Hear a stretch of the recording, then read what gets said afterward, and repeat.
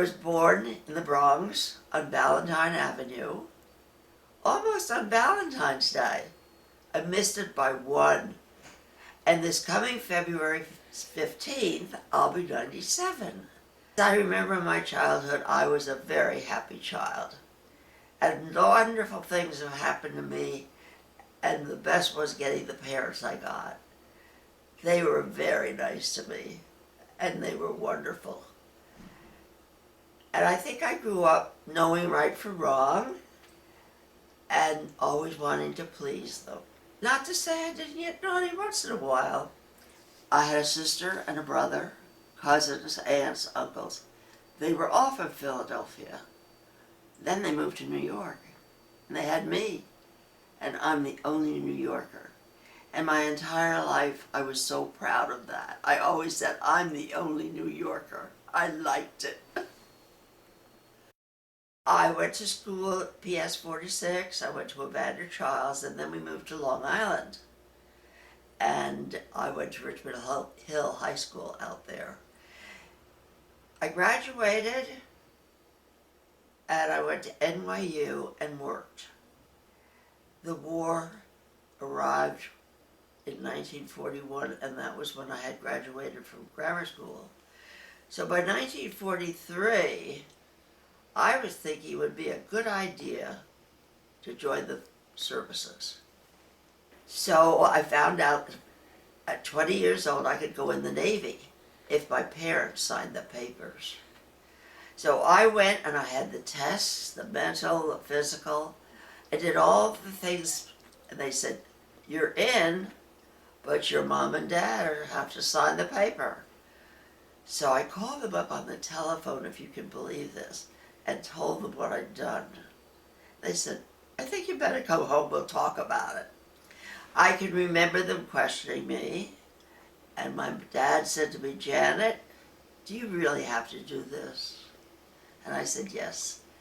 And then they said, okay. And I can remember going to the candy store at the corner to get the papers notarized, and I was in the service.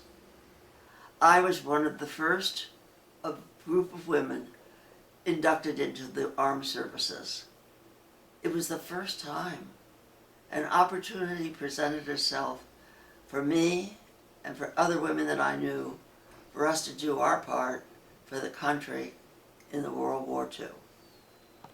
After boot camp at Hunter College in New York, I went to Norman, Oklahoma to learn to be an aviation machinist mate. And that was for 26 weeks and 26 modules of learning each part of the airplane. After that, I was able to choose, and I went to Pensacola, where I was on the riggers crew at Squadron 8C on twin-engine Beechcraft. And we were responsible for doing all of the inside maintenance, the packing of the wheels for brakes, everything but the engine. And then I was transferred to Squadron 3.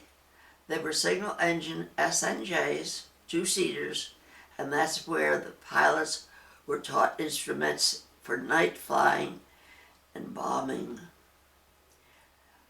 I met my husband, who was a pilot, Jay Lee, and we fell in love, and we got married.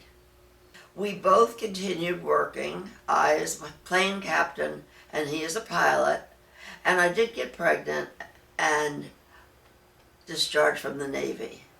We lived in Pensacola while he continued training, and I had twin boys. And I did want to say that I've had wonderful, wonderful things happen. And as I said, the first thing was my parents. The second was having twins. Kind of a special thing. And then subsequently we had another little boy. And we were mustered out of the Navy, and we started our civilian life.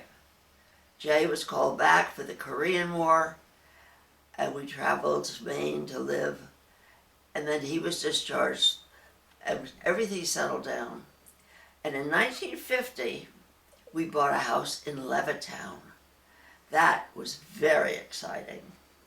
We entered a contest for the beautification of your home, and Jay and I won. That was another wonderful thing that happened.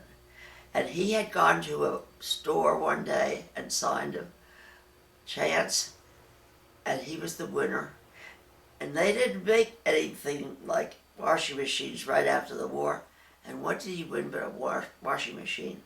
And I was pretty thrilled about that, you can imagine. No more washing by hand. Our married life continued, and we were very happy. And our boys were growing up, and we had lots and lots of fun. We did move to East Williston, which was my dream town, and we had a very beautiful life there. We met lots of people. They had their own tennis courts, and Jay played tennis. I didn't. I was just watcher.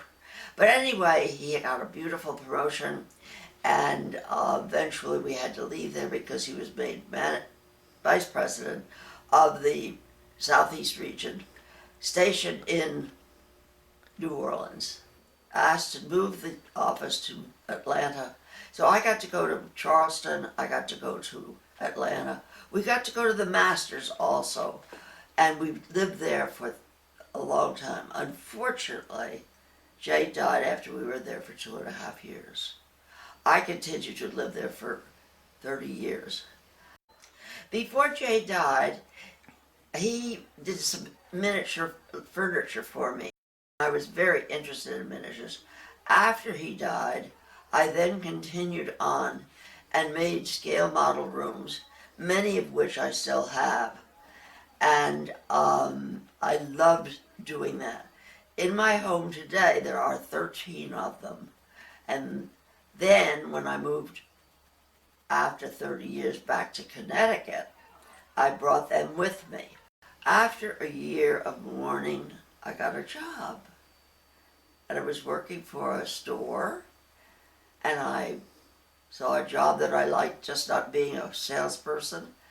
And I set my eyes on it, and lo and behold, that came my job. Then I was offered some other jobs. I ended up at Coca-Cola, and then I went to a real estate firm that sold limited partnerships. And as a preface to my final life, it was for nursing homes and retirement centers. I ended up as vice president of marketing, doing their advertising. When I was made vice president, it was very unusual because women at that point still had not cracked the glass ceiling. After I retired, I moved to Lake Lanier down in Atlanta, and that was a lovely time also, right on the lake. I didn't have a boat, but I made lots of friends, and they had boats, and we had so much fun. And I joined a beautiful church, and that was a very nice experience also. Eventually, I decided that I would like to come back to Connecticut, and I did so.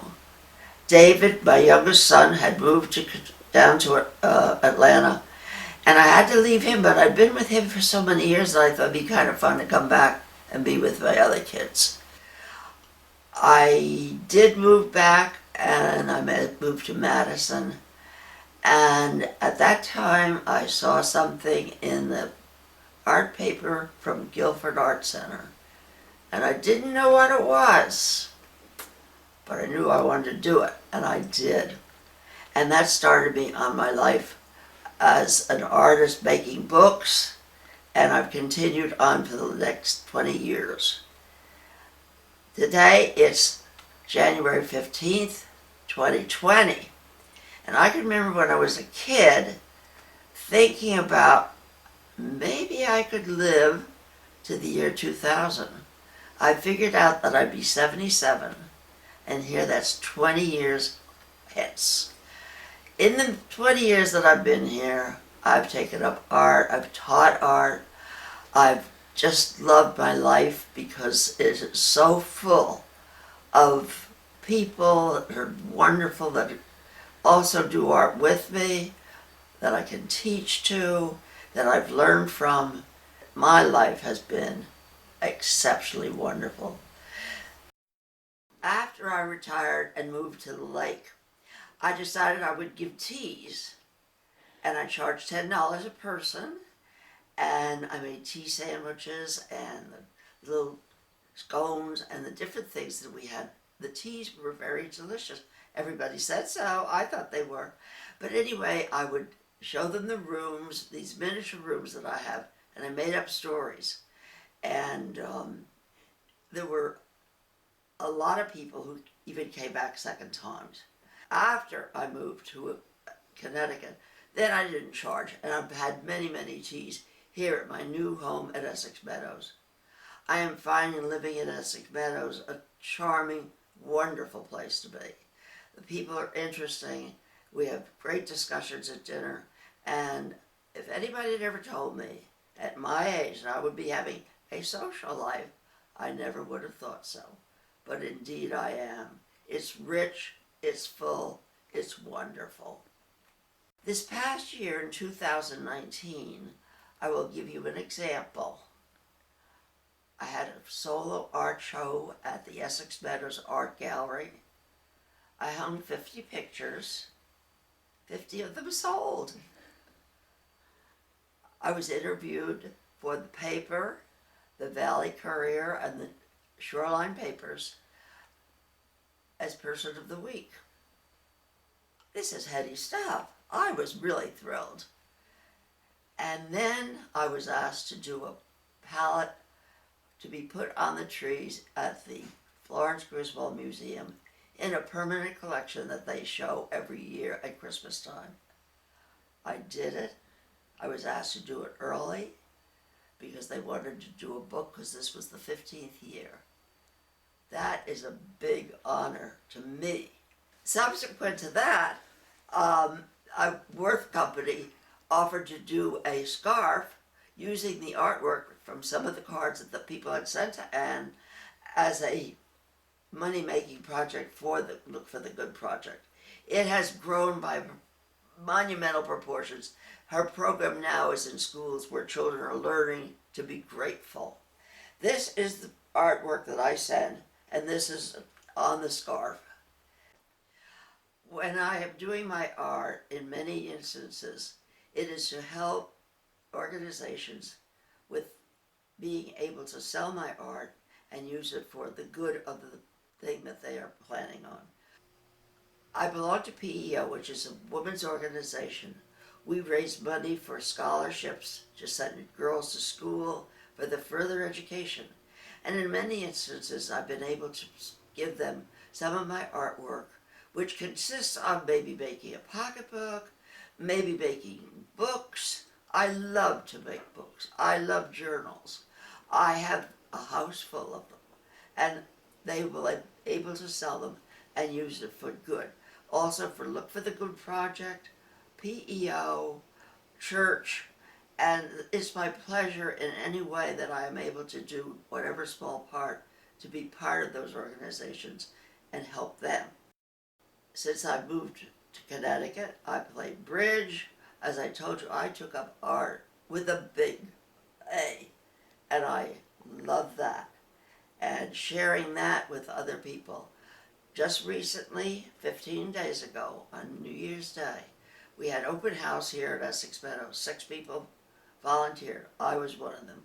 About 50 people came through my one-room apartment, and they had a good time because there's a lot to see and a lot that I could show them and explain to them. And my heart goes out to you children who will be looking at this in future days, that I don't know you and you don't know me, but by this wonderful thing of video, that you could know who your great-great-great-grandmother might be. I know you'll be wonderful children. Prepare for living your life. Be good citizens. Be good to each other.